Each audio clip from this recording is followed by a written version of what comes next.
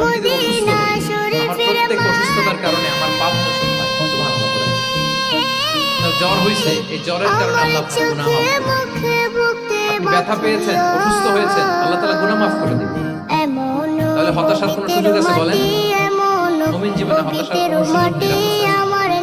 মা ইউসিবুল মুসলিমা মিন নাসাব ওয়ালা ওয়াসাব ওয়ালা হাম্মিন ওয়ালা হুজনিন ওয়ালা আযান ওয়ালা গাম্মিন হাত্তা শাওকাতি ইউশাকুহা ইল্লা কাফারাল্লাহু বিহা মিন খাতায়া।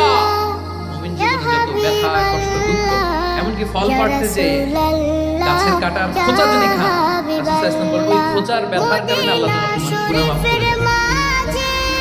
কেউ অসুস্থ হয়ে রাসূল সাল্লাল্লাহু আলাইহি ওয়াসাল্লামের কাছে আসলে রাসূল সাল্লাল্লাহু আলাইহি ওয়াসাল্লাম কি বলতেন জানেন? কেউ জানেন?